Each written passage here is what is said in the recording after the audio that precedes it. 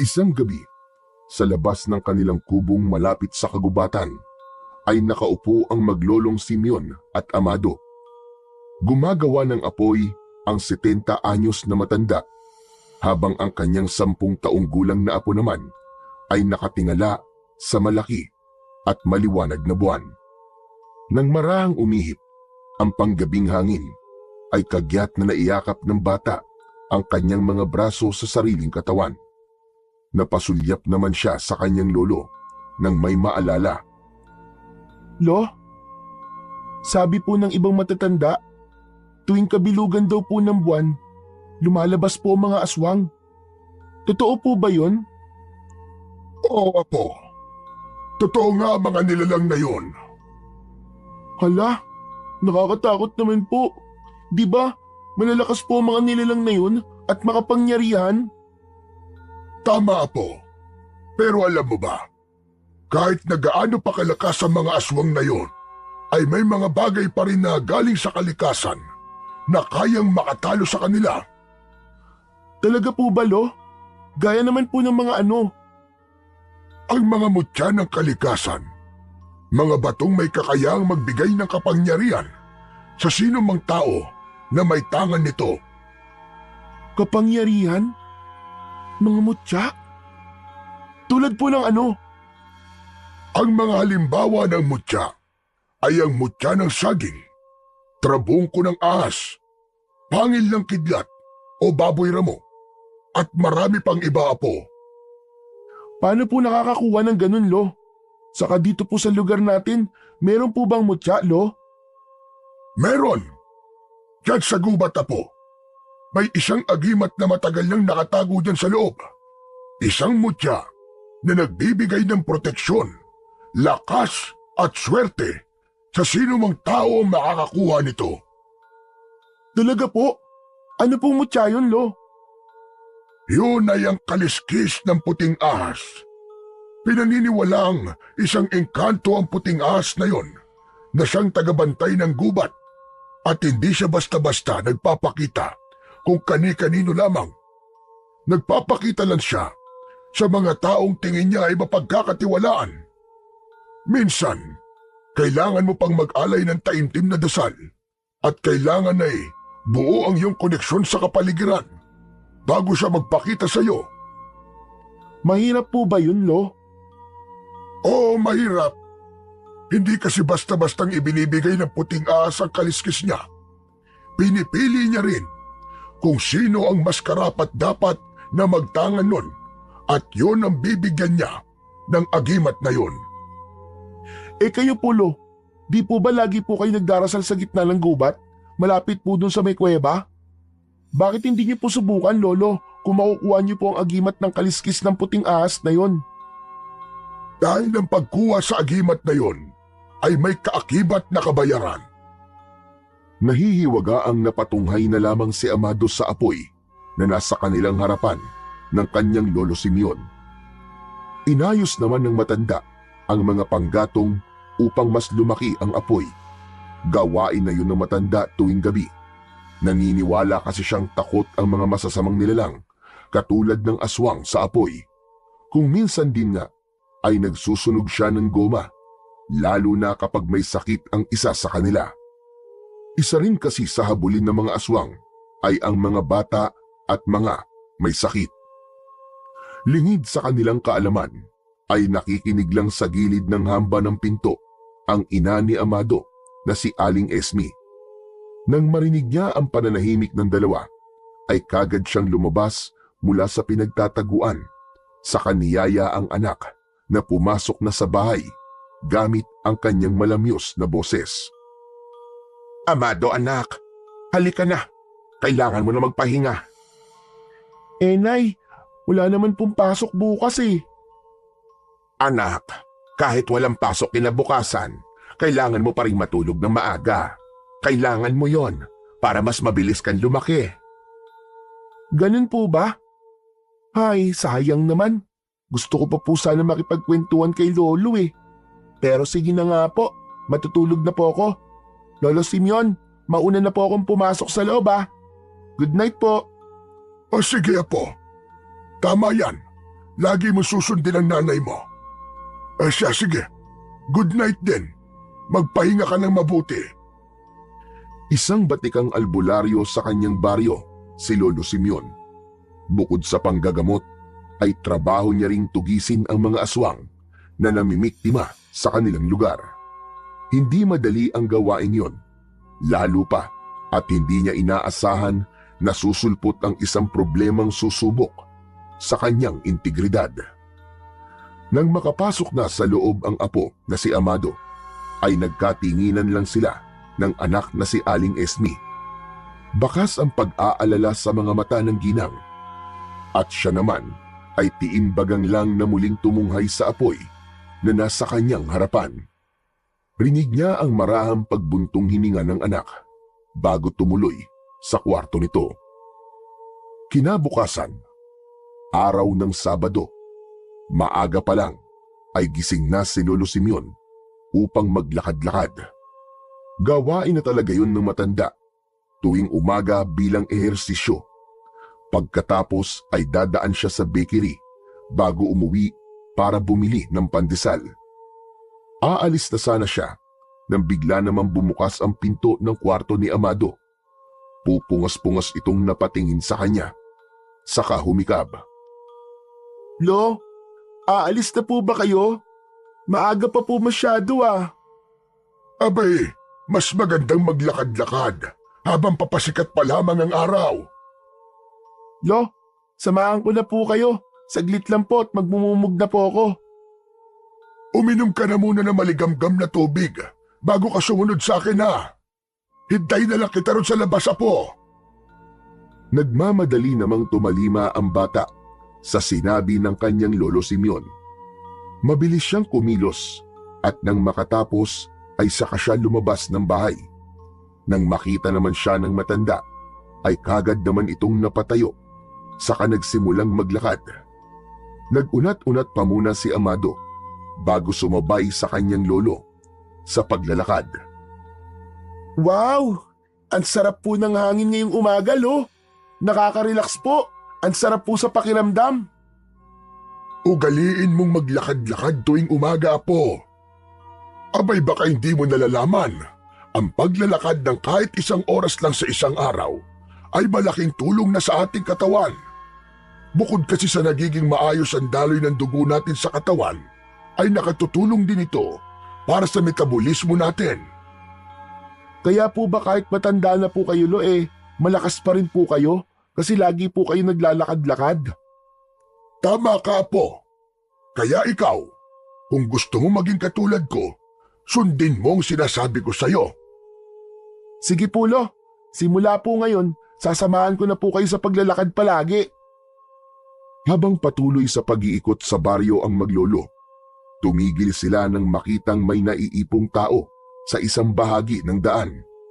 Nang tingnan nila itong mabuti, ay nakita nila si Aling Rosie na panay ang pag-iyak habang may kandong na isang batang maputla na ang kulay.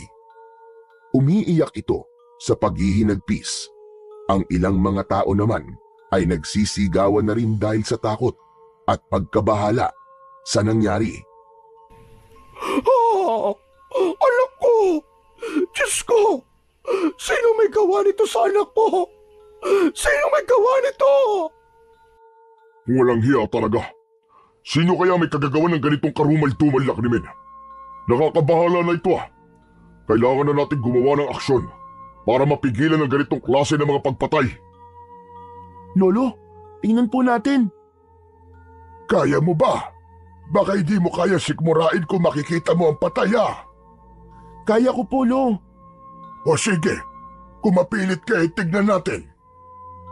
Nang makalapit ang maglolo sa nag-uumpukang mga tao, ay saka lang nila mas lalong nasilayan ang karumal-dumal at kaawa-awang sinapit ng 8 taong gulang na anak na lalaki ni Aling Rosie. Wakwak ang tiyan nito at nagkalat pa ang dugo nito sa daan. Wala na itong mga lamang loob at hindi rin nakaligtas pati ang utak nito. May maliit na butas kasi sa tuktok ng bungo ng bata na hindi kagad makikita kung hindi titignang mabuti. Halos masuka-suka si Amado sa nakita niya, ngunit mas nangibabaw ang awa niya para sa bata. Kaibigan niya kasi ang batang yon at lagi pa niyang nakakalaro. Grabe naman! Walang awa ang gumawa niya sa kanya, Lo.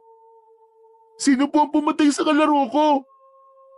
Hindi taong gumawa niyan sa kanya, Amado, kundi isang aswang. Ano po? Isang aswang? Pero paano niyo naman po nasabi? Sigurado po ba kayo?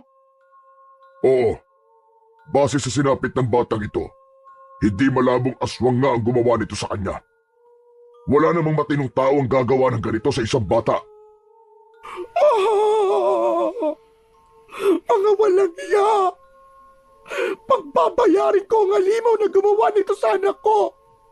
Hindi ako papayag na hindi ako makakaganti! Hayop na aswang na yon! Magbabayad siya! Magbabayad siya! Tahan na, Aling Rosie. Huwag kayong mag-alala. Gagawin natin ang lahat para mapanagot ang gumawa niyan sa anak mo.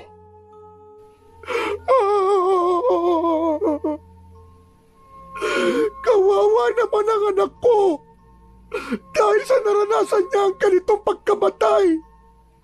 Hindi ko ito matatanggap! Hindi ko ito matatanggap!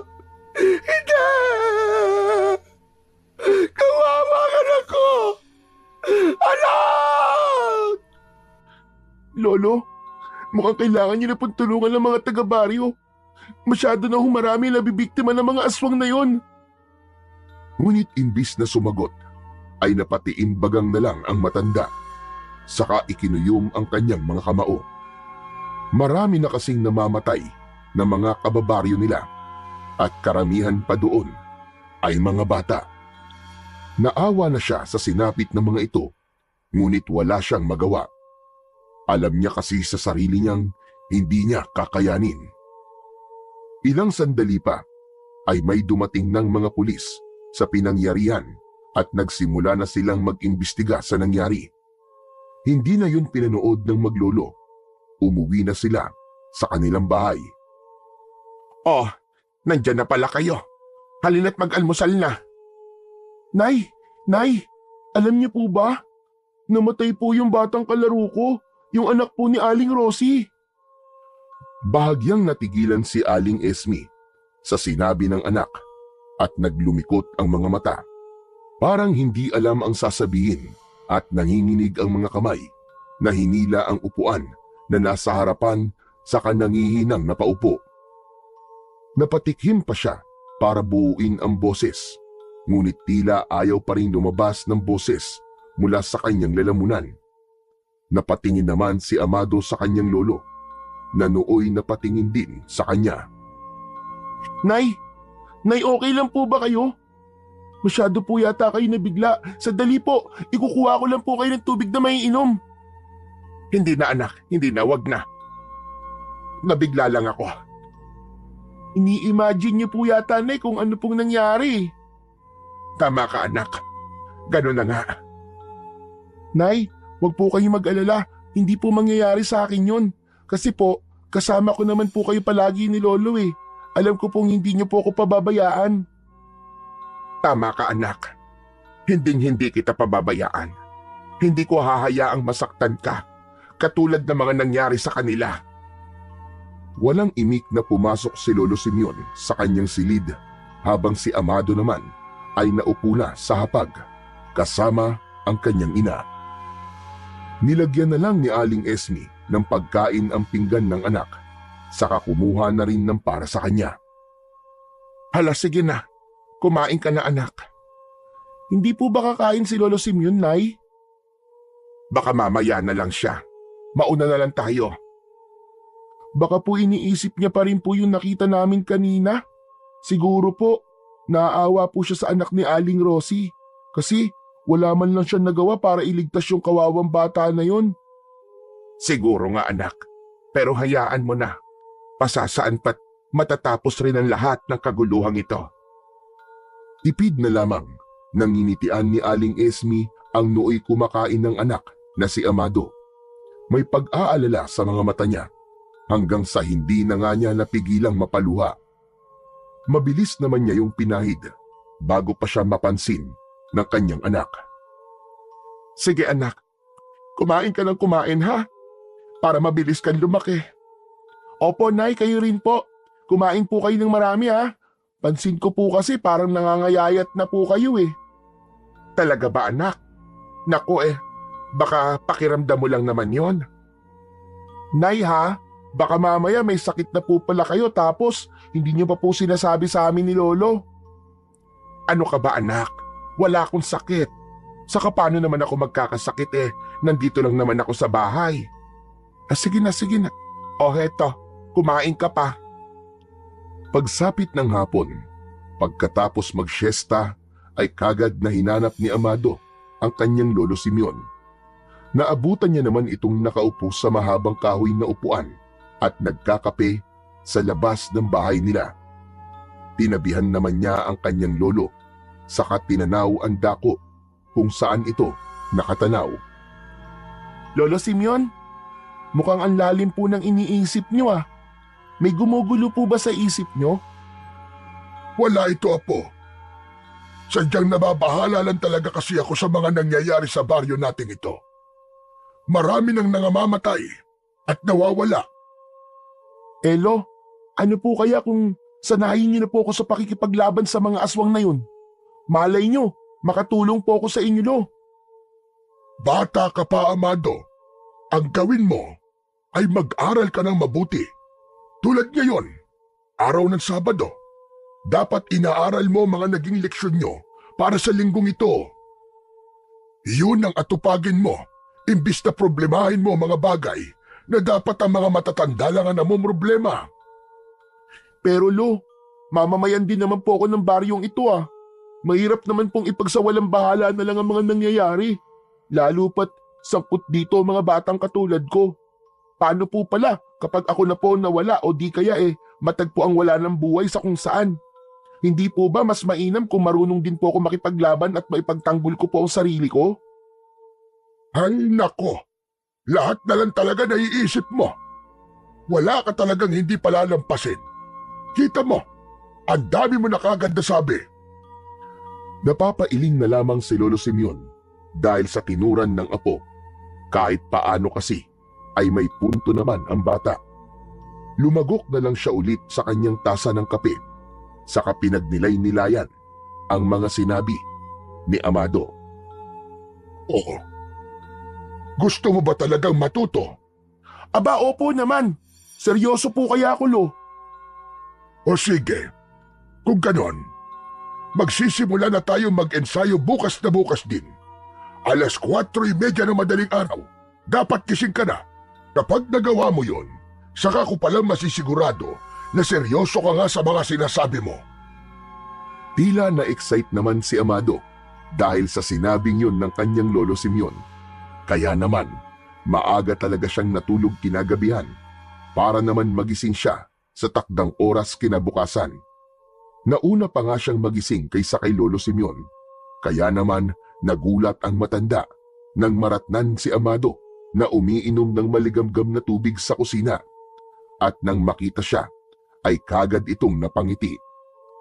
Magandang umaga po Lolo Simeon. Aba, magandang umaga rin naman. Abay talaga seryoso ka nga ano?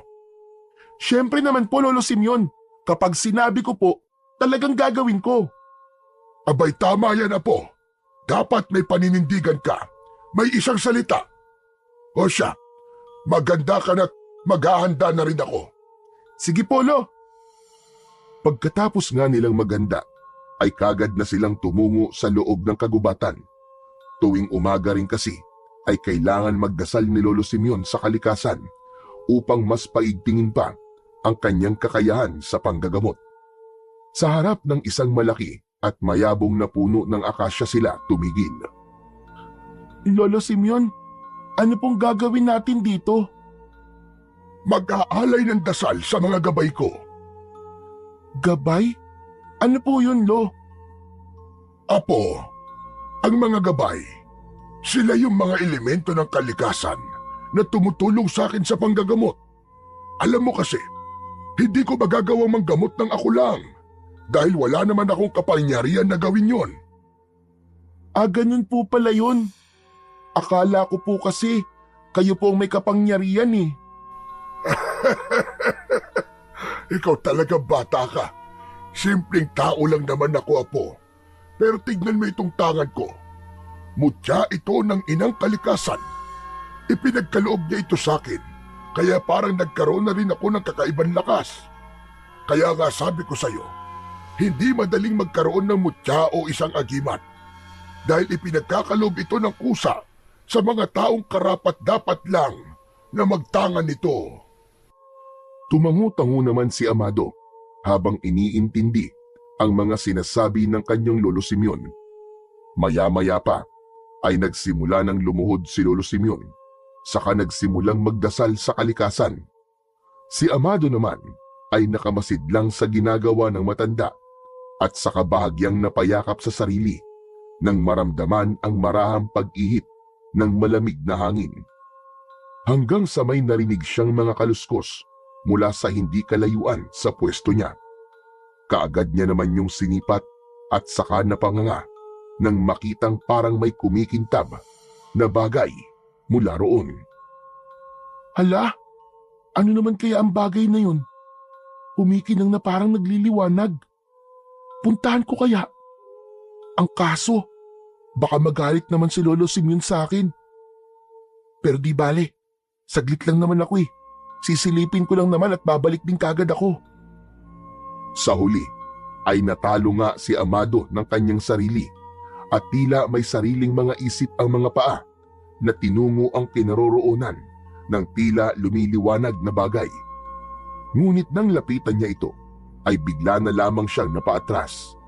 Dahilan upang mapatid siya sa isang nakausling ugat at mapasalampak sa lupa.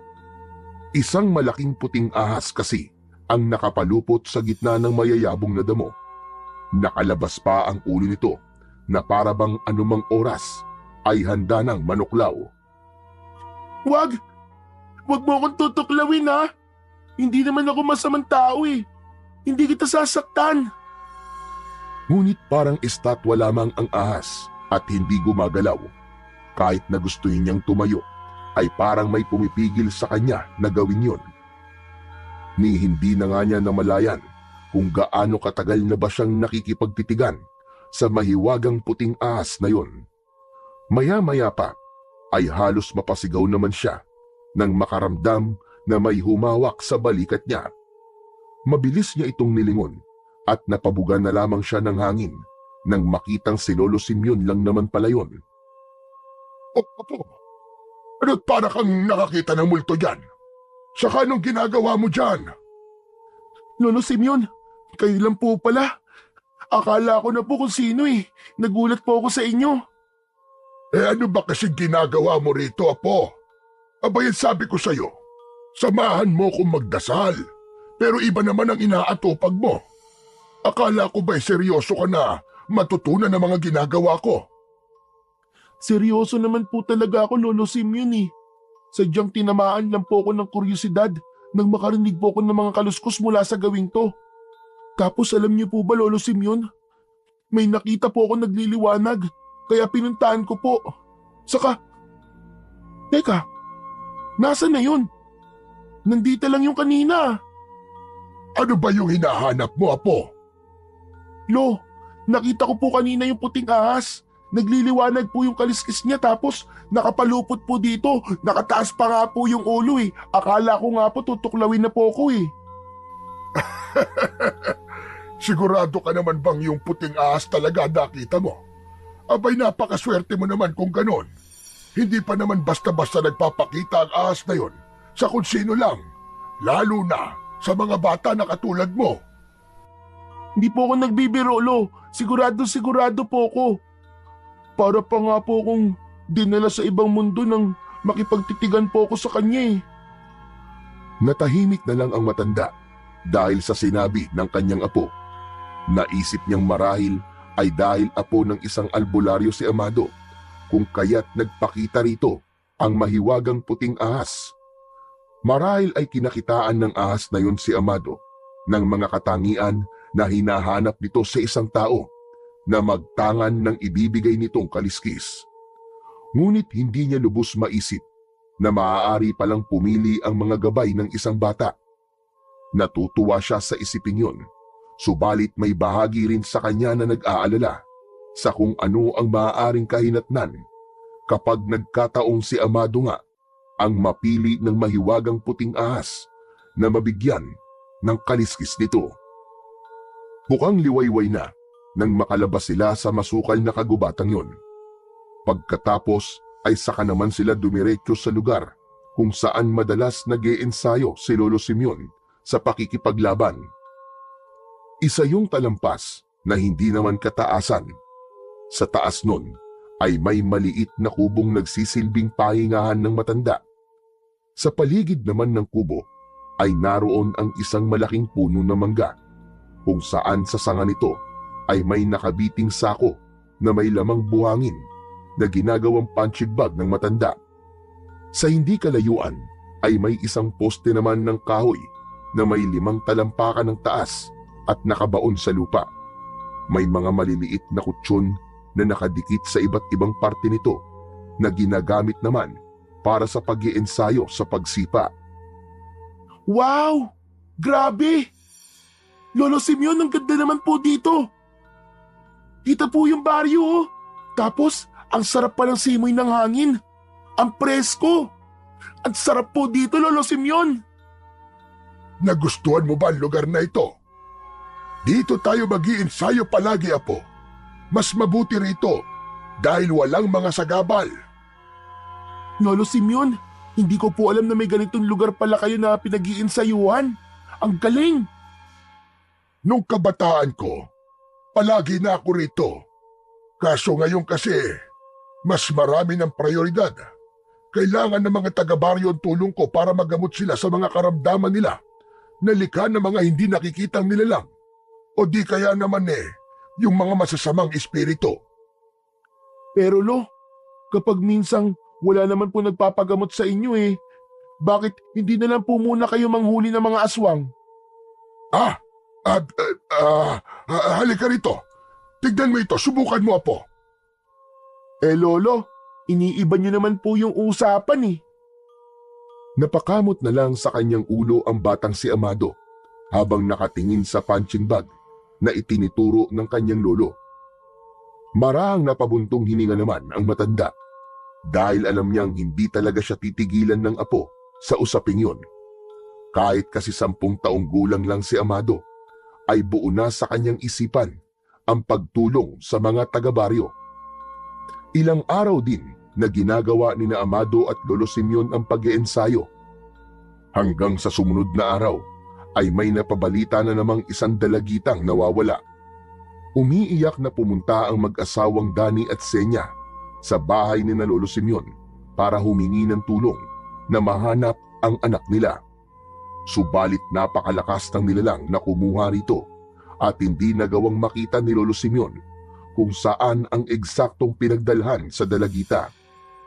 Sinabi na lamang niya sa mag-asawa na sisikapin niyang magsagawa ulit ng pagtatawas at tuntunin ang kinaroroonan ng dalagita. Lolo Simeon, kawawa naman po si Namang Dani at Aling Senya, no? Nag-iisa na nga lang po yung anak nila tapos nawala pa. Huwag mo nang problemahin ang mga bagay na yun, anak. Hindi natin kontrolado ang mga mangyayari dito sa baryo. Kaya wala pa rin tayong magagawa hinggil sa bagay na yan. Sana lang talaga mahanap ko na ang dalagitang yon. Hindi ako papayag na may mamamatay na naman ulit dito sa baryo natin. Nagpasalit-salit pa ang tingin ni Amado sa kanyang ina at sa kanyang Lolo Simeon na noon ay parang nag-uusap gamit lang ang kanilang mga mata.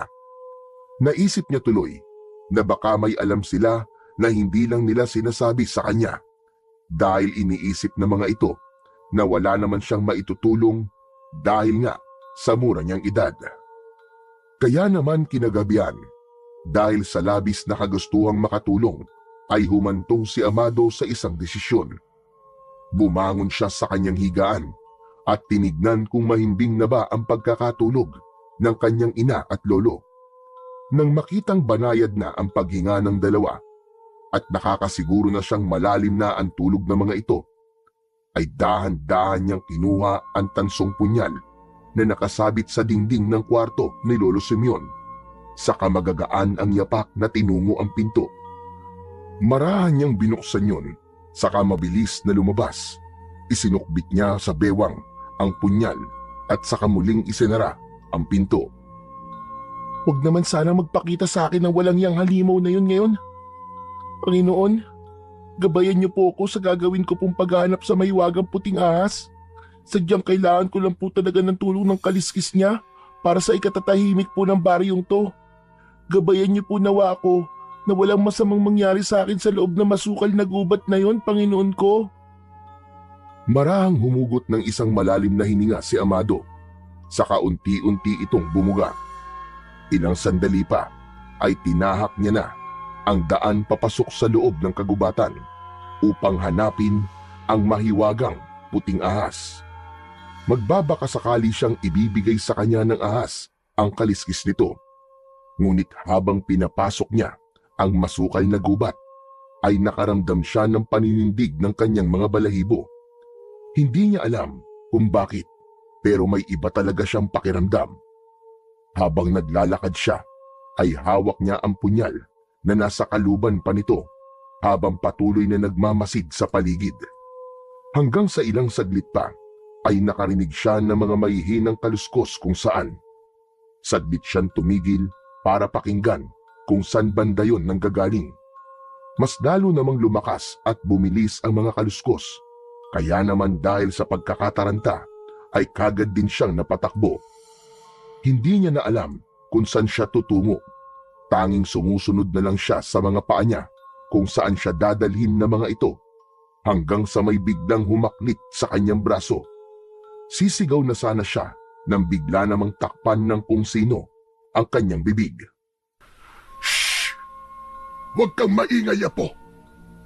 Ako to, ang Lolo Simeon mo! Lolo Simeon? Lolo, ano pong ginagawa niyo dito? Abay punyemas kang bata ka. Ako pa talaga ang tatalungin mo niyan. Ikaw nga tong pumupuslit sa kalagitnaan ng gabi. Ikaw na bata ka. Mayayari ka talaga sa akin kapag may nangyaring masama sa'yo dahil sa katigasan ng ulo mo. Grabe naman po kayo sa akin, Lo. May mangyayari na nga pong masama sa akin tapos yayariin niyo pa po ko. Hindi na po ba kayo naawa sa akin sa liit ko pong ito? Ay nako, ang dami mo sinasabi. Tara na sa bahay, bilisan mo. Baka mamaya makasalubong pa natin yung aswang. Di mas maigi po kasi magkakaroon tayo ng pagkakataon na masukol siya at mapaslang. Hindi ko na talaga alam sa iyong bata ka kung matapang ka nga ba talaga o nagtatapang-tapangan ka lang. Kanina halos magsisisigaw ka na dahil sa gulat. Siyempre po, sino ba naman pong hindi mapapasigaw kapag ginugulat? Kahit nga po kayo kung gugulatin ko kayo sigurado mapapasigaw din kayo Kaso, alam kong matanda na po kayo, kaya hindi ko na lang po ginagawa yon, baka mamaya atakihin po kayo sa puso Hindi na lang sumabat si Lolo Simeon sa sinabi ng madaldal niyang apo at mas binilisan na lang nila ang paglalakad habang yakag-yakag ang apo. Nang makalabas naman sila ng kagubatan, ay saka nakita ni Amado ang kanyang ina na patakbong pumasok sa loob ng bahay nila. Nagising din po ba si Nanay, Lo? Ano ba sa tingin mo? Malamang gigising yon dahil nag-aalala sa'yo. Bigla-bigla ka na lang kasing nawawala, pasaway kang bata ka. Abay mabuti na nga lang at naabutan pa kita. Paano kung nagkataong may tumangay na sa'yo? Paano ka na nun? Hindi mo na magagawa makawala pa kapag nakuha ka na ng aswang. Bukod sa wala kang lakas, ay hindi ka pa marunong makipaglaban. Pasensya na po talaga kayo, Lo. Gusto ko lang naman po kasi talagang tumulong Saan? Sa pagtugi sa mga aswang na gumagala dito sa baryo? Ano po, Lo? Mga aswang? Ibig sabihin, marami po sila, Lo? Siguro. Hindi natin alam. Pero hayaan mo na yon. O siya, uminom ka na muna ng tubig. saka umihi bago bumalik sa paghiga. Opo, Lo. Tumalima na lamang ang bata habang nakabantay pa rin sa kanya si Lolo Simeon. Kasasara lang ng pinto at saka umupo sa kawayang upuan na nasa maliit nilang sala. Nang matapos na siya, ay kagad na siyang pumasok sa kwarto niya saka humiga. Pagkuway narinig niya na lamang ang mga yapak ni Lolo Simeon papasok sa sariling kwarto nito. Ngunit kinabukasan, isang balita ang muling nagpagulantang sa buong baryo. Natagpuan na kasi ang dalagitang anak ni Mang Dani at Aling Zenya. Subalit kalunos-lunos ang sinapit ng dalagita. Wakwak kasi ang tiyan nito at nawawala ang mga lamang loob. Nagkalat sa kung saan-saan ang mga dugo at ilang bahagi ng laman nito at naratnan na lamang ng maglolo ang mag-asawang nakasalampak sa lupa habang kalong ang walang buhay na katawan ng kanilang anak. Lo, paano na po yan? May panibago na naman po na biktima ang aswang. Lolo Simeon, kailangan na po talaga natin magtulungan at tugisin ang aswang na yon. Hindi na po makatarungan to, Lo. Masyado na marami ang nadadamay. Marami na po namamatay ng mga inosenteng tao. Tama si Amado, Tatang Simeon. Kailangan niyo ng tugisin ang aswang na bumibiktima rito sa baryo natin. Hayaan niyo po. Tutulong ho kami ng iba pang kalalakihan dito para sa ikakaayos at ikatatahimik itong baryo. Hindi sumagot si Lolo Simeon kay Mang Kadyo. Bagkus ay napatiin bagang na lamang siya habang ang mga kamao niya ay mahigpit ang pagkakakuyom. Binigyan niya ng makahulugang tingin si Mang Kadyo at sa kaniyaya paalis ang kanyang apo. Habang naglalakad naman sila, ay napatingin na lamang si Amado sa kanyang lolo nang bigla itong magsalita. Apo, hindi mo alam kung sino ang kalaban mo. Kung maaari, ipaubaya mo na to sa akin. Ako na ang gagawa ng paraan para mapuksa ang aswang na kalaban ng buong baryo. Ano po, Lolo Simeon? Kilala niyo po ba kung sino po yun, Lo? Para po kasing alam niyo kung sino po eh. Kailan ko lang din nalaman, Amado. Pero bakit hindi po kayo kumikilos, Lo? Hihintayin niyo pa po bang mas marami pa po ang mamatay? Malakas ang nilalang na yon, Amado. Gumagawa na ako ng paraan. Pero kailangan ko ng sapat na panahon, lalo pa at mag-isa lang ako. At kung kukulitin mo lang ako ulit kung bakit ayaw kitang isama, yun ay dahil wala kang laban sa kanya. Bata ka pa, iho. Dahil sa naging usapan nila na yon, ay may isang plano ang nabuo sa isipan ng batang si Amado. Hindi siya pipirmi lang sa isang sulok at maghihintay na matapos ang suliraning kinakaharap ng kanilang baryo. Kaya naman, puspusan ang naging pag-iensayo niya ng mga araw na yon at sa mga sunod pang araw. Aba anak, maaga pa. May ensayo ba kayo ulit ng Lolo Simeon mo? Sa ngayon ay wala raw po muna. Pahinga po namin ngayong araw ng Biyernes dahil may ibang pupuntahan daw po si Lolo Simeon. Ah, ganun ba? O siya, kumain ka na rito ng almusal. Alam ko napagod ka ng husto nung nakaraang araw. Pero anak, kapag nagsimula na ulit ang pasukan, gusto ko sa pag-aaral na ulit ang focus mo ha.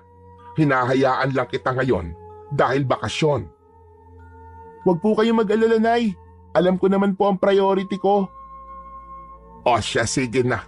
Umupo ka na rito at pag-ahain na kita. Ikaw talagang bata ka. Naluluwa na lamang na pinagmasdan ni Aling Esme ang anak na maganang kumakain. Alam niya kasing sa paglaon ay may tsansang saluhin ni Amado ang pagiging albularyo ng kanyang lolo. At kapag nangyari yon, natatakot siyang baka ikapahamak yon ng kanyang anak. Kinagabihan, muli na namang nagsagawa si Amado ng plano. Desidido na siya sa gagawin. Kailangan niyang makuha ang kaliskis ng mahiwagang puting ahas nang sa gayon ay matulungan niya ang kanyang Lolo Simeon sa pagtugis sa aswang na bumibiktima sa kanilang mga kababaryo. Subalit hindi pa man siya nakakalabas, ay bigla naman siyang nakarinig ng mga malalakas na mahahabang pag-alulong ng mga aso. Nakakatakot, nakakapanindig balahibo, subalit pilit niyang pinaglabanan yon. Ako, hindi kaya may aswang sa paligid, kaya ganun na lang kung umalulong ang mga aso. Ang sabi kasi ni Lolo, kailangan magsaboy ng asin sa labas at maglagay ng mga bawang sa mga hamba at bintana at pinto. Oo nga, tama. Kailangan ko ng mga pangontra. Dali-daling tumungo sa kusina si Amado, saka kinuha ang garapon na naglalaman ng asin. Kumuha rin siya ng ilang piraso ng bawang at pinagpapadpad yun. Sa kanya isa-isang pinaglalalagyan ang mga hamba ng bintana at pintuan. Hindi pa rin tumitigil ang mga nakakakilabot na alulong ng mga aso. Hanggang sa maya-maya pa ay may narinig siyang kumalabog sa kanilang bubungan.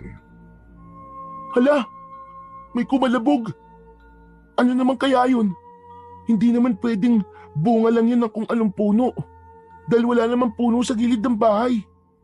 Imposible ring may mamato ng ganitong 10 oras ng gabi. Huwag kang matakot, Apo. Hindi niya naman magagawang pasukin ang bahay natin dahil nilagyan ko ito ng pananggalang laban sa mga masasamang nilalang, katulad ng mga aswang. Yung bumagsak po sa bubungan. Aswang po ba yun, Lo? Tama ka, Apo. Isang malakas na uri ng aswang. Bakas ang takot at pag-aalala sa muka ng batang si Amado dahil sa sinabi ng kanyang lolo. Hindi pa man niya nakakaharap ang aswang na yon, ay sigurado siya na isa yung mabalasik na nilalang na may nakakatakot at napakapangit na itsura. Maya-maya pa ay nakarinig naman sila ng parang may bumubukas ng bintana sa kwarto ni Aling Esmi. Nagkatinginan pa nga sila bago nagmamadaling tinungo ang kwarto ng ginang, at nang buksan nga nila ang pinto ay nakita nilang bukas na nga ang bintana nun at wala na doon si Aling Esmi. Lo! Si Nanay! Kinuha po ng aswang si Nanay, Lo! Mabilis naman na tinungo ni Lolo Simeon ang bintana, saka yun isinara. Saka siya muling bumaling sa apo na si Amado at nilapitan ito. Hinawakan niya ang magkabila ang balikat ng bata habang nakayuko at seryosong nakatingin dito. Dito ka lang, Amado. Susundan ko sila. Basta mangako kang dito ka lang, naiintindihan mo ba ako? Huwag na huwag kang lalabas ng bahay para hindi ka mapahamak. Pero Lo, si Nanay po, Lo, si Nanay po! Huwag kang makulit, Amado. Akong bahala. Hahanapin ko nanay mo. Pinapangako ko yan sa'yo. Kaya sige na, paglabas ko, ilak mo kagad ang pinto at huwag na huwag mong bubuksan hanggat hindi ko tinatawag ang pangalan mo. Nagkakaintindihan ba tayo? Napatango na lamang si Amado habang bakas pa rin sa mukha niya ang pag-aalala para sa kanyang ina. Gaya nga ng bilin ni Lolo Simeon ay kagad niyang isinara ang pinto paglabas ng kanyang lolo. Ngunit habang nasa loob siya ng bahay ay hindi pa rin siya mapakali. Parang gusto niyang sumunod sa mga ito para makasiguradong maililigtas nga ni Lolo Simeon ang kanyang ina. Ilang sandali pa ang pinalipas ni Amado hanggang sa mabuo ang desisyon sa isip niya na sundan nga ang kanyang Lolo Simeon. Bit-bit ang tansong punyal at ilang mga pangontra ay binagtas niya ang daan papunta sa masukal na gubat. Hindi niya alam kung saan eksaktong direksyon papunta, subalit sinunod niya lang ang kanyang kutob. Hanggang sa may marinig siyang mga angil na para bang galing sa isang mabangis na hayop. Ngunit nabahala at nakaramdam ng takot nang mapagtantong hindi lang yun galing sa isang nilalang, bagkus ay dalawa. Marahan niyang sinundan ang direksyon kung saan nanggagaling ang mga angil hanggang sa makita niya ang dalawang mabalasik na nilalang na para bang nag-aaway. Abi, anong mga nilalang yan? Sila kaya yung mga aswang na sinasabi ni Lolo Simeon? Pero bakit sila nag-aaway? Nanatili lamang siyang nakatago habang tinatanaw ang dalawang nilalang na nagpapambuno sa isa't isa. Pareho silang nakakatakot pero mahahalatang magkaiba sila ng uri. Ang isa'y malaking nilalang na batak ang pangangatawan. Malalaki ang muscle at may mahahabang pangil. Ang isa naman ay balingkinitan ang pangangatawan. Mahaba ang buhok at may matutulis din na mga pangil at mahahabang kuko. May pakpak din ito kaya nagagawa nitong mailagan ang mga ginagawang pag-atake ng isang aswang. Tila nanonood siya ng pelikula sa ginagawa ng dalawang aswang hanggang sa may biglang tumakip sa bibig niya. Magpupumiglas pa sana siya nang bigla naman itong nagsalita. Shh! Huwag kang maingay, Amado. Nay? Nay! Ano pong ginagawa niyo dito? Saan po kayo galing? Mamaya na tayo magpaliwanagan. Ang mabuti pa umuwi na muna tayo bago pa nila maramdamang may mga tao na nakamasid sa kanila. Sige po, Nay. Dahan-dahan ulit na naglakad ang dalawa habang mayat maya ang lingon upang tignan kung nakatunog ang dalawang nilalang na yon sa kanila. At nang makalayo-layo na sa mga aswang, ay saka naman sila nagtatatakbo. Nay! Nay, teka lang po! Hinihingal na po ako! Sige, pero sandali lang ha. Kailangan kasi natin makauwi kagad, anak. Sasagot pa sana si Amado nang bigla niya namang mapansin na parang may kakaiba sa kanyang ina. Gulo-gulo kasi ang buhok nito at bahagyang namumula ang mga mata. Kinusot pa nga ng bata ang sariling mga mata sa pag-aakalang namamalikmata lang siya. At nang muli siyang bumaling sa kanyang ina, ay maayos na ang itsura nito. Ipinagkibit balikat na lamang ni Amado ang nakita dahil baka nga namamalikmata lang siya. Madilim kasi sa loob ng gubat. At tanging ang malamlam na sinag ng buwan na lumulusot sa mga dahon ng mga punong kahoy ang nagsisilbing tanglaw nila. Nang makabawi ng tamang paghinga, ay kagad nang nagaya si Amado upang umuwi sa bahay nila. Nakita naman nilang naroon na sa labas si Lolo Simeon at nang marinig ang pagdating nila, ay kagad itong bumaling sa kanila. Mado, Apo, bakit kayo magkasama ng nanay mo? Hindi ba ang biling ko sa'yo? Wag na wag kang lalabas ng bahay. Sinuway mo ang utos ko. Paano po kasi, Lo? Sobra na po ako nag-aalala para sa inyo ni nanay. Buti nga po nahanap ako ni nanay bago pa ako makita ng dalawang aswang doon sa loob ng gubat. Ano ka mo? Dalawang aswang? Opo, Lo. Kitang-kita ko po kung paano po sila maglaban. Tapos, O siya. Bukas ka na magkwento at malalim na ang gabi.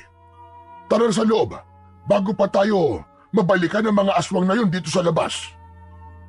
Dahil sa pagod sa pagtakbo, ay kagad namang iginupo ng antok si Amado pagkalapat ng kanyang maliit na katawan sa higaan. Kinabukasan ay may panibagong balita na naman silang natanggap. wala na si Rosie. Ano po? Ano pong wala na? Patay na siya, anak. Po? Pero, papanong? Katulad ng mga naunang biktima. Wakwak din ang tiyan niya. Pero ang kaibahan nga lang, kumpleto pa ang mga lamang loob niya. Parang sinadya talagang wakwakin ng kung sino man ang katawan niya para masabing isang aswang nga ang bumiktima sa kanya. Nanatili lamang na tahimik ang matanda habang umiinom ng mainit na kape. Napabaling naman sa kanya si Amado at para bang tinitimbang muna kung ano ang sasabihin nito. Napabuntong hininga naman si Aling Esme saka tumungo na sa lababo upang ipatong doon ang pinamiling gulay. Lolo Simeon, wala po ba kayong gagawin? Mauubos na po tayo dito. Meron na po. Pero gusto kong huwag kang mangialam sa problemang ito. Ako ang lulutas nito, kaya maiging pumirmi ka na lang dito sa bahay at samahan mo ang nanay mo. Napanguso na lang si Amado sa sinabi ng kanyang lolo. Sa kalaglag ang balikat na napatingin sa sahig. Para kasing kating-katina ang kanyang mga kamay na tumulong sa pagpuksa sa mga aswang na yon para matigil na ang mga patayan sa kanilang baryo. Lo, yung kagabi nga po pala, hindi ko na po natuloy yung kwento ko. Ayo nga pala. Ano nga ba yung sinasabi mo kagabi? Nakita ko po kasi, Lo, nung pagdating ko po doon sa may gitna ng gubat. may dalawang aswang po akong nakita. Parang nag-aaway nga po sila eh. Tapos, hindi po sila magkamuka. Ano ka mo? Hindi magkamuka. Malamang, hindi naman magkakatulad ang itsura ng mga aswang eh. Katulad din nating mga tao. Magkakaiba rin tayo ng itsura kasi magkakaiba tayo ng lahi. Lolo naman eh, pinagtatawanan pa ako eh. Seryoso naman po sinasabi ko eh. Bakit po kayo natatawa? Ay nako, ang tapang mong bata ka, pero napaka-inosente mo. Kaya nga hindi bagay sa'yo maging isang manunugis ng aswang sa ganyang murang edad. Saka na, kapag alam ko kaya mo na talagang makipaglaban sa kanila. Pero, hindi naman po nasusukat sa edad ng pagtulong, Lo. Kahit po bata pa lang po ako, alam ko sa sarili ko na may laban pa rin po ako sa kanila kahit papano. Pero hindi sa isang harimundon. Ano po? Harimundon? Oo, apo. Isang harimundon ang aswang na gumagala rito sa baryo. At hindi lang para mamiktima, kundi para na rin magpalaganap ng kanilang mga lahi. Ano pong ibig niyang sabihin, Lo? Ang harimundon na yon, balak niyang gawing mga aswang ang mga taga-baryo. Nang sa gayon, ay mas mapapadali ang pagsakop nila rito at sa mga karatig pang baryo. Kung ganun, Lo, hikayatin niyo rin po ang ibang mga kalalakihan upang sumama po sa inyo sa pagtugis sa aswang na yon. Mas mapapadali po kayo kapag marami kayo, Lo. Tama naman ang question mo, Apo. Ang kaso nga lang hindi na natin sigurado kung sino ang kakampi natin at sino ang hindi. Tuso ang mga aswang, Amado. Yan ang lagi mong tatandaan. Kaya hindi ka dapat nagtitiwala sa kahit na sino lang na nakapaligid sa iyo. Napaisip naman si Amado sa sinabing yun ng kanyang lolo Simeon. Sa kanya na pagtantong may punto ito at sa mga panahong ganon, sarili lamang nila ang dapat nilang pagkatiwalaan. Kinahapunan ay may ibang inasikaso si Lolo Simeon, kaya naman si Amado ay gumawi na naman sa kagubatan. Magbabaka sakali na naman siyang hanapin ang mahiwagang puting ahas. Alam niya kasing delikado kapag sa gabi niya ito ginawa dahil nga sa mga gumagalang aswang. Kaya naman nagpasya siyang sa hapon na lang niya gawin ang paghahanap. Mahiwagang puting ahas! Mahiwagang puting ahas! Magpakita ka na! Kailangan kong tulong mo! Pakiusap naman oh! Tulungan mo kami! Maya-maya lang ay may narinig na naman siyang mga kaluskos. Kagad naman siyang napaantanda saka nagpalinga-linga sa kanyang paligid. Nagmamatsyag kung sino o anong klase ng nilalang ang bubulaga sa kanya hanggang sa isang mabigat na kamay ang tumapik sa balikat niya. Amado! O iyo! Anong ginagawa mo rito? Mangangahoy ka rin ba?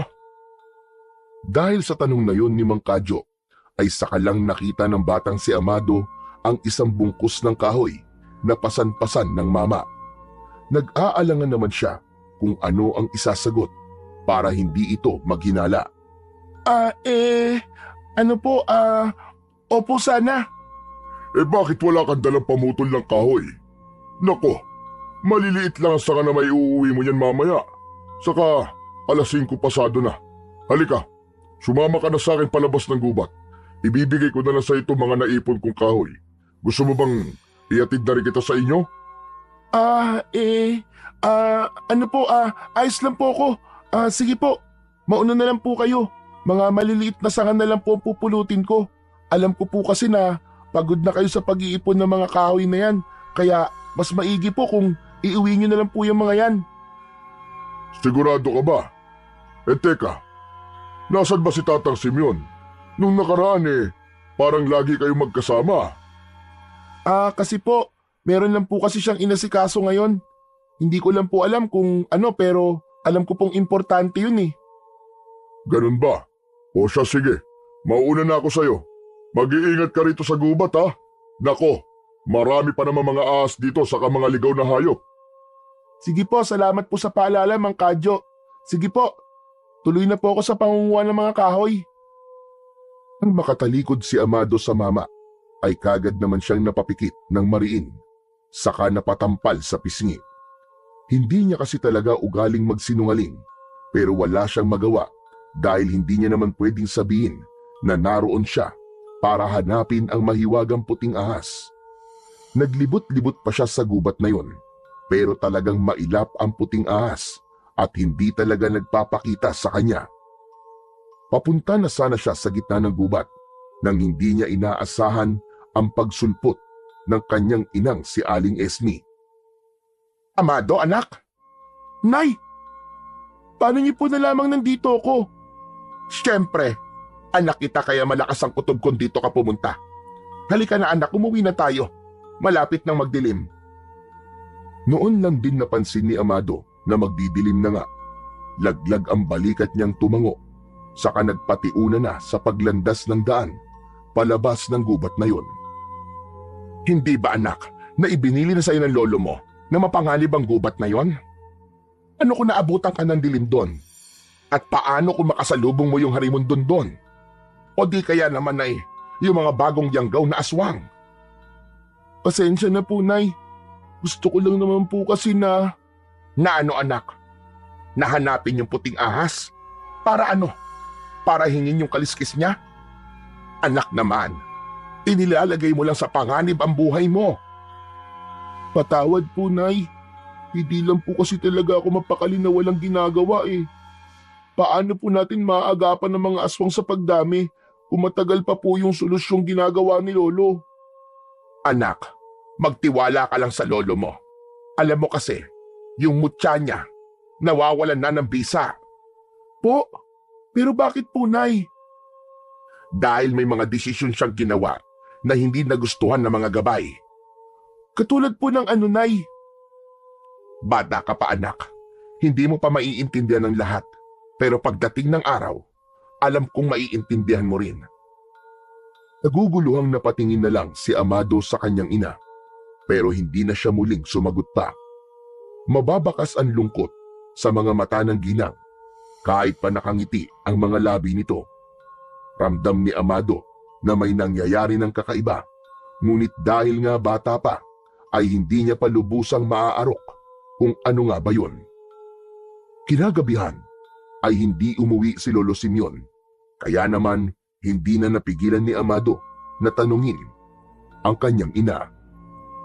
Nay, bakit hanggang ngayon po wala pa po si Lolo? Anak, alam mo ang layunin na trabaho ng lolo mo. Hindi madaling maging albularyo at manunugis ng aswang, lalo na sa edad niya ngayon. Idagdag mo pa ang hindi pagtulong sa kanya ng mga gabay niya. Kaya nga po mas kailangan po ni Lolo Simeon ng tulong natin ngayon, Nay. Baka hindi na niya kayang mag-isa kapag tinangka niyang tugisin ang harimondon. Baka mamaya niyan marami na palang alipores yun. Madihado po si Lolo at baka mangyari po ang hindi dapat mangyari. Alam ng lolo mo kung kailan siya may laban at kung kailan wala. Hindi siya susuong sa isang labanan kung alam niya namang mapapahamak lang siya. Ilang oras pa ang lumipas at natapos na sila sa pagkain, subalit wala pa ring Lolo Simeon na dumating. Hanggang sa sunod-sunod na namang pag-alulong ng mga aso ang pumailan lang sa katahimikan ng gabing yon. Nay, naririnig niyo po ba yun? Hindi po kaya... Nasa paligid lang ang ilang alipores ng harimondon. Nasaan na ang tansong punyal mo, anak? Kunin mo, madali ka. Kailangan mo maghanda. Nararamdaman ko ang presensya nila. Ang walang hiyang harimondon na yon.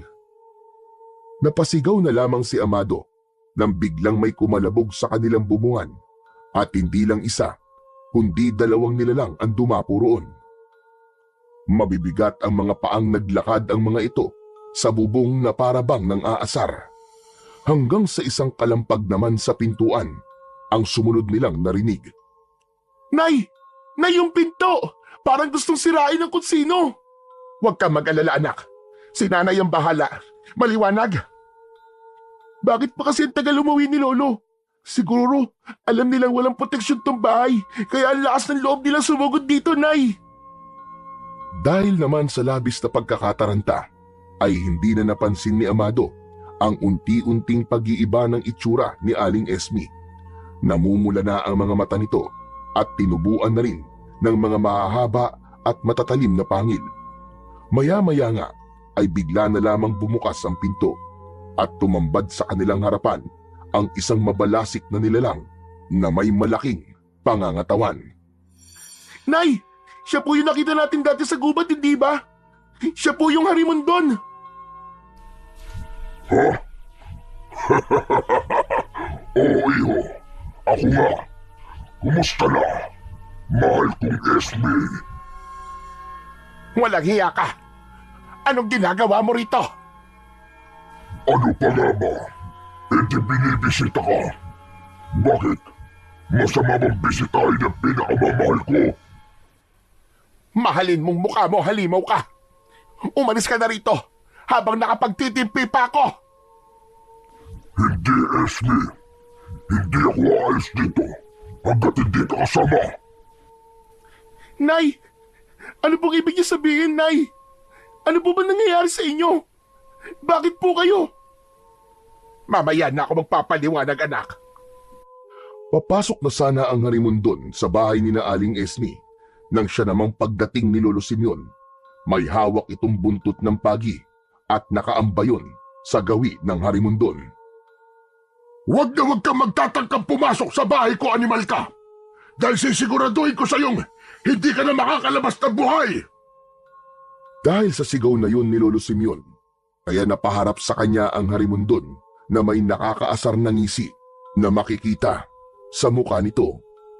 Lumakad ito ng ilang hakbang papunta sa matanda at saka tinawag ang kanyang mga alipores. Kumusta, Tatang Simeon? O ano? Bumalik na ba ang kapangyarihan ng tangan mo, mutya? Ang tapang mo na kasi para pigilan ako sa gusto kong gawin. Yun kung mapipigilan mo ko. Lubayan mo ang anak at apo ko, aswang! Dahil hindi ako mangingimimpas langin ka kapag may masamang mangyari sa kanilang dalawa! Huwag ka mag-alala para kay Esme, Tatang Simeon. Hindi ko siya sasaktan. Alam mo kung kanino ka dapat mag-alala. Sa sarili mo. Dahil baka mas mapaaga pang pagbabalik mo sa lupa kapag pinigilan mo ko sa gusto kong gawin, tanda. Wala akong pakialam kung mamatay man ako ngayon, animal ka. Tanggap ko na at matagal na akong handa doon. Pero sisiguraduhin kong mauuna ka sa akin. Heto, sa'yo! Buong lakas na hinambalos ni Lolo Simeon sa hangin ang hawak niyang buntot pagi at dali-daling nagsidatingan naman ang dalawang alipores ng aswang na Harimondon. Agad naman yung mga nagsipagbagsak sa lupa. Mga ordinaryong aswang lang kasi ang mga yon, kaya ganun na lamang ang epekto ng buntot ng pagi sa kanila, kahit hindi naman ito direktang tumama sa kanila. Mga hangal, huwag kayong papapekyo sa pipikyuging buntot pagi lang na matandang yan. Kunin niyo si Esme at ang anak niya. Ako nang bahala kay Tatang Simeon. Walang hiya ka talagang animal ka! Esme, anak! Labanan mo sila! Ilabas mo ang totoong lakas mo! Anong... Nay! Nay! May lumalabas pong pakpak sa likod nyo! Oo, anak. Dahil isa akong bangkilan. Bangkilan? Ano po yun? Mamaya ko na ipapaliwanag sa iyo ang lahat, anak. Ang lahat-lahat. Sa ngayon, may papagawa muna ako sa iyo. Ano po yun, Nay? Ano po yun? Tumakbo ka na, anak. Dalhin mo ang tansong punyal at ilang mga pangontra. Pumunta ka sa gubat at hanapin mo ang puting ahas. Hilingin mo sa kanya na ipagkaloob sa iyo ang agimat ng kaliskis niya. Pero, Nay, dala-dalawa po ang kalaban nyo. Baka kumapano po kayo. Kaya ko sila, anak. Mga ordinaryong aswang lang naman sila. Kaya sige na, tumakas ka na. Bilisan mo! Mag-iingat po kayo, Nay. Kayo pong dalawa ni Lolo Simeon. Pinapangako ko po sa inyo. Dadalhin ko ang mutya ng kaliskis ng puting ahas. Susugudin na sana ng isang aswang si Amado nang bigla itong haklitin ni Aling Esme sa balikat sa kaubod lakas na ibinaon dito ang kanyang mahahaba at matutulis na kuko. Dahilan upang mapahiyaw sa sakit ang aswang. Bilisan mo na, anak! Takbo na! Sa pintuan sa likod ng kusina dumaan si Amado at agad na isinara yun nang hindi siya kagad masundan ng mga aswang sakaling makapuslit ito sa kanyang ina. Halos madapa-dapa pa si Amado dahil sa bahagyang panginginig ng kanyang mga binti. Noon niya narealisa na iba pala talaga kapag nakaharap mo na ang mga aswang. Nakakatakot at nakakapanindig ng balahibo ang mabalasik at matapang nitong itsura. Kumakabog pa ng malakas ang dibdib ni Amado habang pinipilit ang mga paa na tumakbo. Para kasing bibigay na ang mga yon dahil sa pagod at takot na nararamdaman niya. Bilis pa, Amado! Kaya mo yan! Diyos ko, tulungan niyo po ako! Huwag po sana akong mahabol at masundan ng mga masasamang aswang na yon! Nang makapasok siya sa gubat, ay naghanap siya ng mapagtataguan pansamantala. Kailangan niya munang makabawi ng lakas bago magpatuloy sa paghahanap sa mahiwagang puting ahas na naninirahan sa gubat na yon. Buti na nga lang at maliwanag ang buwan at maaliwalas ang kalangitan. Nang makakita si Amado ng isang puno na may mayabong na damo sa paligid, ay doon siya nagkubli. Sa kanya lang din napansin na may butas pala sa loob ng malaking puno na yon. Dahil nga maliit siya, ay nagkasya siya doon. Tagaktak ang pawis niya habang nakaupo sa loob ng puno. Naisandal na lamang niya ang ulo sa puno at saka pumikit. Saglit lang siyang nagpahinga at nang may masmasan sa pagkakapagod, ay kagad din naman siyang lumabas sa pinagkukublihan niya.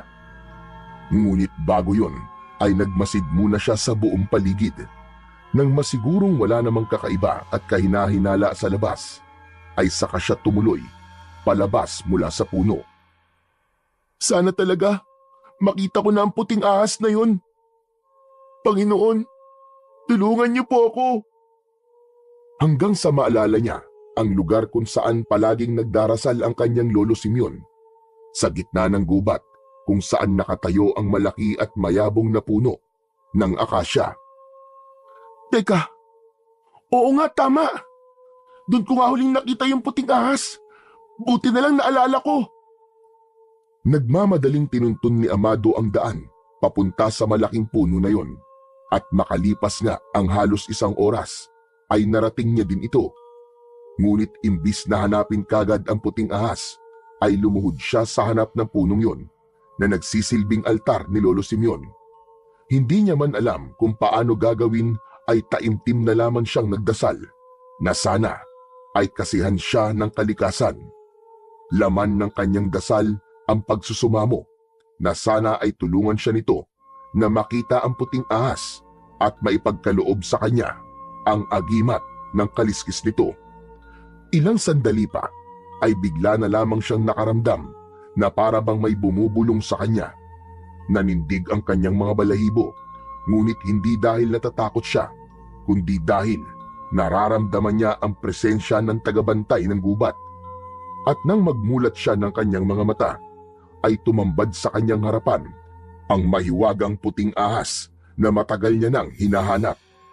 Tulad ng dati ay nakapalupot ito at nakalabas ang ulo na animoy manunuklaw. Diretso tong nakatingin sa kanya, kaya naman kagad niya itong kinausap. Mahiwagang puting ahas? Ikaw ang tagabantay dito sa gubat, di ba? Yung kasi ang sabi sa akin ni Lolo Simeon.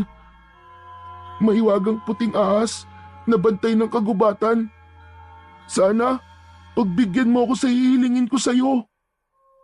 Sinabi ni Amado sa mahiwagang puting ahas na kailangan niya ng tulong sa paggapi sa aswang na harimundon na siyang namimiktima sa mga tao na nasa baryo. Dahil sa labis na kagustuhang makatulong, ay naramdaman ng puting ahas ang kanyang sinseridad. At dahil kinakitaan siya ng puting ahas ng potensyal na pangalagaan ang agimat ng kaliskis nito, ay ipinagkaloob nga nito yon kay Amado. Malawak ang ngiti na kinuha ni Amado ang kaliskis na iniwan ng puting ahas bago ito umakyat sa taas ng puno ng akasya.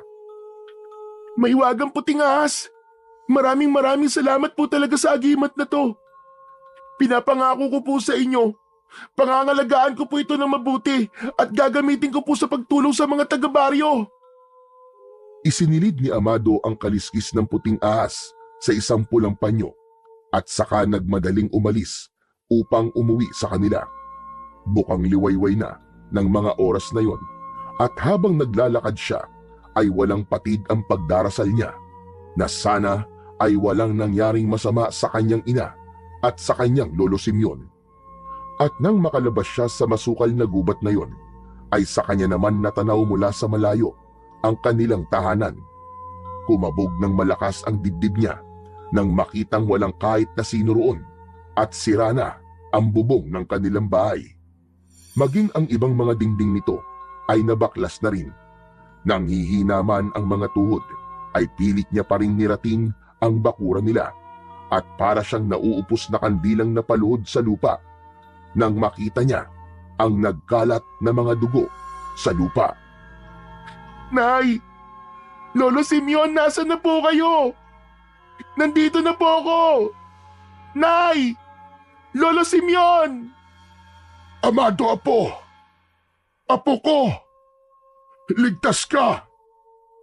Agad na napatigil sa pag-iyak si Amado at nilingon kung saan nanggagaling ang boses. At mula sa gawing likuran niya ay naroon si Lolo Simeon. Maluwaluwang nakatingin sa kanya habang may benda sa kaliwang braso nito. Mabilis naman siyang tumayo at sinalubong si Lolo Simeon sa kaniyakap ng mahigpit. Lolo Simeon! Akala ko po, natuluyan na po kayo ng mga aswang na yun eh. Ikaw talagang bata ka. Grabe ka kung makatungal dyan ah. Grabe naman po kayo sa atungal, Lolo. Mahina lang naman po yung iyak ko eh. Mabuti na lang at walang nangyaring masama sa iyo, apo. Sinabi ko naman po sa inyo eh, na may paraan po ko. Kaagad namang napabitiw mula sa pagkakayakap si Amado kay Lolo Simeon nang may maalala siya. Kunot ang noo siyang tumingala sa matanda, saka tinanong ito. Siya nga po pala, Lolo. Nasaan po si nanay? Imbis na sagutin ang tanong ng apo, ay nanlulumo niyang tinungo ang kahoy na upuan, saka naupo ron. Pinipigilan niya ang pagbaladha ng mga luha na nais pumatak mula sa kanyang pagod at puyat ng mga mata. Iginala niya ang paningin habang ang dalawang mga kamay ay nasa kanyang mga tuhod. Ngunit kahit na anong pigil niya, ay kumawala pa rin ang masaganang luha hanggang sa mapahikbi na lamang siya. Tahimik naman siyang tinabihan ni Amado hanggang sa pati ang bata ay mapaiyak na rin. Lolo Simeon, may nangyari po ba sa nanay ko? Kaya po ba malungkot kayo? Tinangay siya ng harimondon at kahit na anong gawin kong pagtatawas, wala pa rin nangyayari. Hindi ko pa rin siya mahanap ni hindi ko na nga maramdaman ang presensya niya. Hindi Lolo Simeon. Ang nanay ko. Huwag naman sana siyang mapahamak, Lolo Simeon. Yun din ang hiling ko, apo. Lolo Simeon, may papakita po ako sa inyo. Ano yun, apo? Mula sa kanyang bulsa ay inilabas ni Amado ang nakatuping pulang panyo at ibinigay yon sa kanyang Lolo Simeon. Nagtataka namang binuklat yon ng matanda at natigalgal na lamang nang makita ang laman nun. Miskis ng puting ahas! Aba, Amado, paano mo itong nakuha? Iniwan po yan ng puting ahas bago po siya umalis. Baka po matulungan tayo nito para mahanap si inay. Oo, apo. Magagamit natin yan sa iba't ibang paraan. Pero sa ngayon, kailangan mo na tayo maganda. Kailangan mo matutunan ang paggamit niyan. Ilang araw din ang ginugol ni na Amado at Lolo Simeon sa pag-iensayo sa nalalapit na pag-aharap nilang muli ng aswang na harimondon. Kinagabihan, habang mahimbing na natutulog si Amado, ay bigla na lamang siyang dinalaw ng kanyang ina sa kanyang panaginip. Sinabi nitong wag na nila siyang hanapin dahil ayaw niyang mapahamak sila ng Lolo Simeon niya. Pilit na hinahabol ni Amado ang kanyang ina, subalit bigla na lamang itong naglaho na parang usok nang mahawakan niya ang kamay nito. Dahil doon ay kagad siyang napabangon, dahilan upang magising din si Lolo Simeon na noon ay mahimbing na natutulog sa tabi niya. Nanaginip ka ba ng masama? Opo. Opo, Lolo Simeon. Si nanay po. Bigla po siya naglaho na parang usok nang hawakan ko po ang kamay niya. Ay nako, tama na po. Gusto mo ba na ikuha kita ng tubig? Sandali, at kukuha lang ako. Lumabas ng kulambo si Lolo Simeon at pumunta sa lamesa kung nasaan ang pitsil at baso. Nang makakuha na, ay kagad naman niya yung binigay kay Amado at kagad naman yung nilagok ng bata. O ano apo, kumusta? Maayos na ba ang pakiramdam mo ngayon? Opo, Lo. Salamat po. Pero paano po ba naging ganun si nanay? Kayo po ba, Lo? Kaya hindi niyo po tinatangkang kunin yung agimat ng kaliskis dahil alam niyo makakasama yung kay nanay? At saka, kaya ba nawala ng bisa ang mutya ng inang kalikasan na tangan niyo? Kasi itinago mo si nanay kahit na alam mong aswang siya? Matalino ka talagang bata, apo. Tama ka. Yun din ang dahilan kung bakit hindi na ako nakakapanggamot. Hindi tinutulura ng mga gabay ang pagtatago ko sa nanay mo. Pero anong magagawa ko? Hindi ko kayang patayin ang sarili kong anak. At saka wala namang inaargabyado si Esme. Hindi siya pumapatay ng tao. Marahil ay alam po ng puting ahas na hindi po masamang aswang si nanay, kaya ibinigay niya sa akin ang agimat ng kaliskis niya. Baka nga, apo. O siya, matulog ka na at mahaba pa ang gabi. Opo, Lo. Kayo rin po. Kinabukasan ay muling sinubukan ni Lolo Simeon na hanapin kung saan dinala ng Harimondon si Aling Esme. Ngunit habang ginagawa niya yon, ay bigla na lamang natumba si Amado. Naging puro puti ang mga mata nito, kaya naman natataranta siyang dinaluhan ng matanda. Diyos ko, apo! Amado! Ano ba nangyayari sa iyo? Diyos ko po! Ano ba nangyayari sa aking apo? Ilang sandali pa ay bigla na lamang nawalan ng malay ang bata, kaya kagad naman siyang binuhat ni Lolo Simeon papunta sa may papag. 10 minuto rin ang nakalipas bago muling nagkamalay si Amado at umiiyak siyang kinausap ang kanyang lolo. Amado, apo! Bakit ka umiiyak? Nanaginip ka na naman ba? Lo, si nanay po. Nakita ko po siya na pinapahirapan ng Harimondon. Nakagapo siya sa isang malaking puno, tapos napakarami niyang sugat sa katawan. Bali na rin po ang pakpak niya, Lolo Simeon. Ano? Sandali. Ibig sabihin, nakakakita ka ng isang pangitain? Teka, pwede mo bang sabihin kung ano nakita mo? Yung paligid. Anong nakikita mo sa paligid ng nanay mo? Nakita ko po, Lo. Para po silang nasa taas ng bundok. May malaking puno po doon, pero hindi ko po alam kung anong klase. Basta malaki po. Tapos, nakita ko pong sinasaktan siya ng Harimondon. Walang iyang kadyo na yon. Hindi ko talaga siya mapapatawad kapag may nangyaring masama sa anak ko. Maganda ka, Amado. Mukhang alam ko na kung saan natin sila hahanapin. 5:00 ng hapon nang umalis ang dalawa para pumunta sa bundok na nasa dulo ng baryo. Gubat ang paanan nun, kaya walang masyadong nagpupunta roon. Dahil nga sa bali-balitang marami ding tao ang nawawala sa gubat. Matarik ang daan, paakyat, kaya naman inabot sila ng mahigit 2 oras bago nila narating ang malaking puno na sa hinuna ni Lolo Simeon ay ang punong nakita ni Amado sa pangitain nito. Parang ganito nga po yung nakita ko sa panaginip ko, Lo. Hindi yun simpleng panaginip lang, Amado. Isa yung pangitain. Maaaring mangyayari pa lang o nangyayari na sa kasalukuyan. Kaya madali ka. Kailangan nating mahanap ang nanay mo. Pero dito ko lang po nakita si nanay eh. Sa punong yan po siya nakagapos. Kaagad na hinatak ni Lolo Simeon patago sa malalagong halaman si Amado nang makita ang paparating na sina Aling Esmi. Nakagapos ito habang hawak ni Mang Kadyo sa braso at kinakaladkad papunta sa malaking puno ng balete. Ano ba? Ano ba, Kadyo? Bitiwan mo ko! Nasasaktan ako, Kadyo! Ayaw mo talaga sa akin, ano?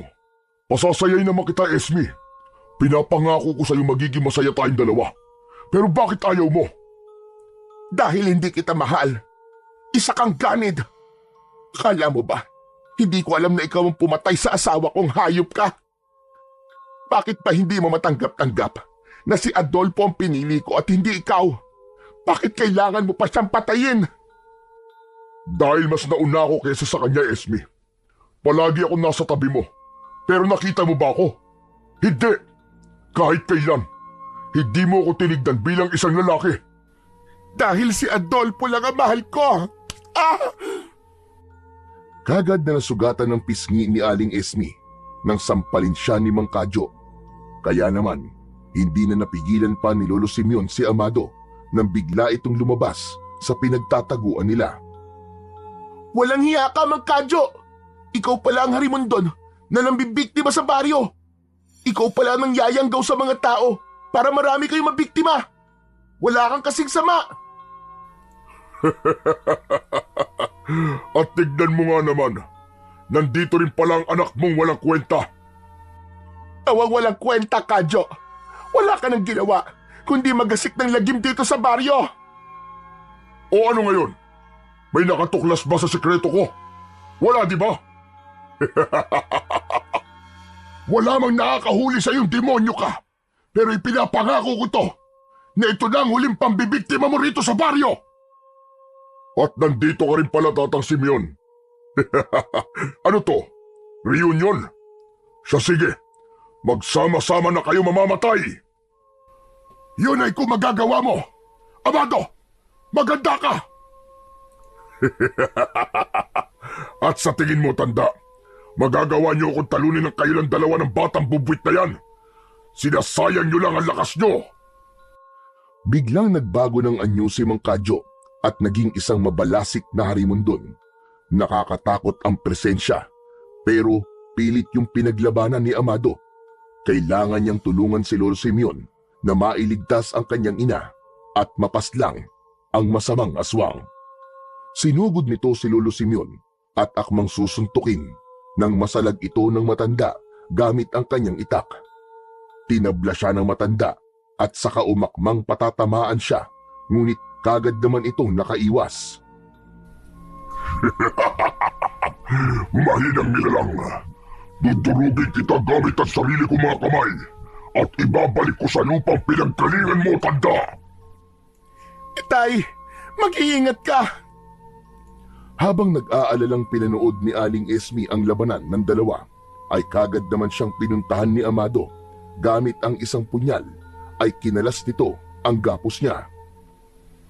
Anak, nakuha mo ba ang agimat ng kaliskis ng puting ahas? Opo, Nay. Nasaan na? Ito po. Itali mo yan sa kamay mo, anak. Nang sa gayon, ay kapag sinaksak mo ang harimondon, mas malapit sa kanya ang agimat. Mas madali siyang manghihina at hindi niya nakakayanin pampagalingin ang kanyang sarili. Sinunod naman ni Amado ang sinabi ng kanyang ina, at dahil nga nasa malapit lang ang agimat, kaya hindi na nagtangka pa si Aling Esmi na magpalit ng anyo. Sa oras kasi na magpalit siya ng anyo at napalapit sa agimat, ay mamamatay siya. Mag-iingat ka, anak. Alam kong malakas ka at makakaya mong tulungan ng Lolo Simeon mo. Gapiin niyo ang harimondon para sa ikatatahimik ng buong baryo. Ngunit sakto namang pagbaling ni Amado sa dalawa ay siya ring pagtilapon ni Lolo Simeon. Nasugatan din ito sa tagiliran, kaya naman kagad itong dinaluhan ng mag-ina. Lolo Simeon! Ay, medyo malalim po ang sugat niyo. Huwag kayong mag-alala. Ayos lang ako. Kaya ko pa! Kakayanin ko hanggat hindi namamatay ang animal na yan! Yan! Tama yan! Magtapag-tapalan ka ng tanda dahil malapit ka na rin naman bumalik sa pinanggalingan mo! Malapit ka nang mamatay! Ikaw ang babalik sa pinanggalingan mong impyerno! Aswang! Ah! Nanlaki ang mga mata ni Mang Kadyo nang walang ano-ano'y dinaluhong siya ni Amado. Tila ba nagkaroon ito ng kakaibang liksi na hindi niya inaasahan. Kaya naman nang makahuma siya, ay nasa harapan na niya ang bata at umakmang isasaksak sa kanya ang punyal. Kagad niya namang sinalag ang kamay ni Amado, ngunit bigla din siyang napabitiw nang maramdaman ang kakaibang init mula sa panyong nakatali sa kamay nito. Anong meron sa panyong yan? Bakit? Ito ba, Mang Kadyo? Hindi dahil sa panyo kung bakit ka nakakaramdam ng kakaiba, kundi dahil sa agimat ng kaliskis ng puting ahas. Ngayon, pagbabayaran mo ng kahiyupang ginawa mo sa mga taga-baryo. Wala nang nagawa pa si Mang Kadyo nang lumukso si Amado at isaksak sa dibdib niya ang benditadong punyal na dinasalan pa ni Lolo Simeon. Napasigaw naman ng aswang hanggang sa unti-unti itong mawalan ng lakas at lumagapak sa lupa, habang si Amado naman ay nakasampa sa dibdib nito. Mas lalong dumiin ang punyal na dahilan ng tuluyang pagkamatay ng Harimondon. Tay! Tay! Tapos na! Malaya na tayo! Patay na ang Harimondon! Tama ka, anak. Wala nang masamang aswang na manggagambala sa baryo. Wala nang mapapahamak at mamamatay. Nay! Lola Simeon! Tapos na po! Patay na po ang Harimondon! Nagtagumpay po tayo! Tahan na, anak. Tahan na. Tapos na. Patay na ang kalaban. Pasikat na ang araw nang makababa ng bundok na yon ang tatlo. Siniguro muna kasi nilang hindi na mabubuhay pa ang Harimondon. Kinuha na rin ni Lolo Simeon ang mutya nito upang ilibing sa isang tagong lugar na hindi basta-bastang mahahanap ni Numan. Simula noon ay bumalik na ang katahimikan sa baryo. At dahil sa agimat ng kaliskis ng puting ahas, ay umangat din ang pamumuhay nila Lolo Simeon. Nakatulong na sila sa iba nilang kababaryo at wala nang aswang na nagtangkang pumasok sa kanilang baryo kailanman.